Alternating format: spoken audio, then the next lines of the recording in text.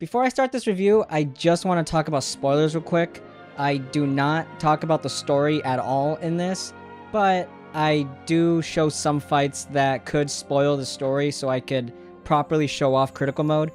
So with that in mind, if you are sensitive to spoilers or haven't finished Kingdom Hearts 3, then you should probably get out of here. This video is more in line for those who have played Kingdom Hearts 3 and have figured out their own opinions of the game. So with that in mind, let's get this review started. Back when Kingdom Hearts 3 first launched, I had a chat regarding the difficulty choices that Hidden Item co-founder Zaire and I would have. I always opted to play on the hardest difficulty as I believed that was the best way to play Kingdom Hearts games, while Zaire wanted to start out on standard and learn the game without getting too frustrated. Within a few hours into the game, I sent a text to Zaire bluntly saying, "Play the game on proud. Trust me." To say that the game was too easy is an understatement. Its lack of difficulty directly impacted many fans' enjoyment of the game, including myself. In fact, it was the most impactful criticism I gave in my review and ultimately awarded the game a 7.5 out of 10. I was so disappointed in that aspect that I restarted the game immediately and went for a level 1 run. Although that wasn't exactly the best fix, as early game fights felt very similar, while mid-game fights felt like it took longer as I could only dish out chip damage. It wasn't until the end game that I actually found a challenge. Now here we are 3 months later and Kingdom Hearts 3 has been updated to version 1.05, which brought with it a harder difficulty known as Critical Mode. And I've gotta say, Critical Mode is a more than welcome addition that greatly enhances the Kingdom Hearts 3 experience, but it also sheds some light on more problems with the game's design. But first, let's talk about everything that was changed within the newly added mode. Sora now has half the amount of health and magic as he did before. He also deals out less damage while also receiving more damage. This is nothing new as Kingdom Hearts games have done exactly this before in the past, but this time around the changes go beyond simple stat changes. The player starts out with 3 new abilities that are exclusive to Critical Mode. Critical Counter, which rewards players who time their blocks at the last second by giving them a damage boost, which is signaled by casting a red glow over Sora. Critical Recharge, which fills up the situation gauge more quickly when Sora runs out of magic. And my personal favorite, Critical Converter, which deactivates Attraction Flow in favor of granting the player a Keyblade transformation each time the situation gauge fills up, even when using magic. These abilities are a clear sign that the developers are listening to the fan feedback, as each of these adds a layer of strategy in each enemy encounter, especially Critical Converter. Attraction Flow has been one of the key reasons why combat felt easy and boring, so it's great that the developers gave us a way to turn it off. Being able to get a Keyblade transformation when using magic is just the icing on the cake. There's also a kind of New Game Plus added to the game, which allows the players to carry over any previously obtained Keyblades as well as selfie poses.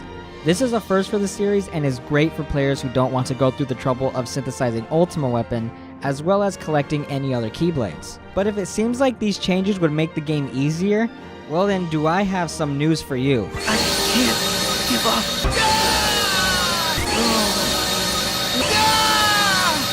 Come on.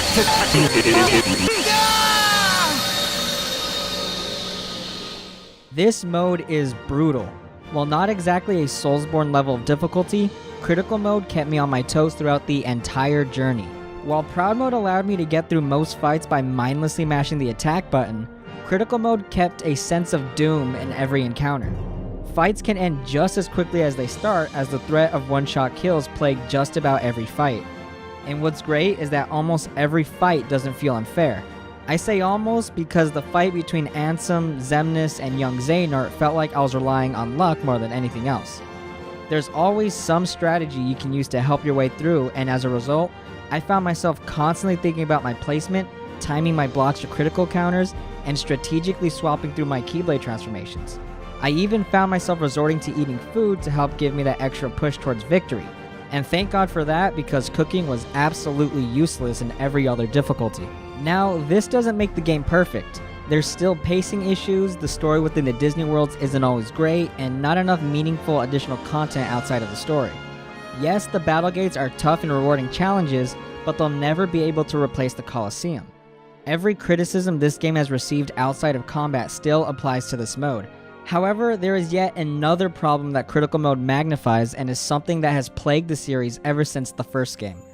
The punishment for death is sometimes extremely severe and is completely inconsistent throughout the game. The usual punishment for death in a Kingdom Hearts game is that the player is sent back to the beginning of the area where they died, while also forgetting any changes that the player could have made to the party's abilities, equipment, and items. With the older games, this wasn't too much of an issue because the areas were small enough to act as natural checkpoint systems. In Kingdom Hearts 3, the areas are so large that death could result in a huge amount of lost progress. Where the inconsistency comes in is that the checkpoints are also placed each time a new cutscene plays out, but sometimes a cutscene won't happen for a while. Take Arendelle for example, as if you needed another reason to dislike Arendelle. If Sora dies at any point during his ascent up the mountain, you have to restart all the way at the bottom while remaking any changes you made to the party, as well as reopening every chest. This was the definition of tediousness. All in all though, Critical Mode brings Kingdom Hearts 3 more in line with what I expect from a game belonging to the series I cherish so deeply.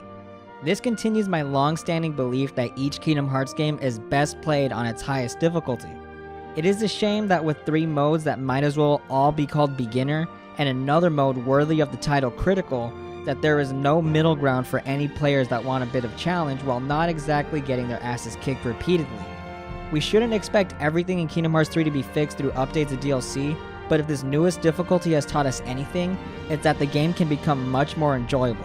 Critical Mode completely changed the way I played and enjoyed Kingdom Hearts 3. My first time through felt like I was watching the game. This time around, I was actually playing the game, and I absolutely enjoyed it. Kingdom Hearts 3 is so much better now, and thank God for that, because Kingdom Hearts 3's lack of difficulty was, for lack of a better term, disappointing, and I'm sure very many people could agree with that. But that now begs the question that the 7.5 that I originally gave the game doesn't exactly hold up anymore. So I'm gonna actually update my review score from a 7.5 to an 8.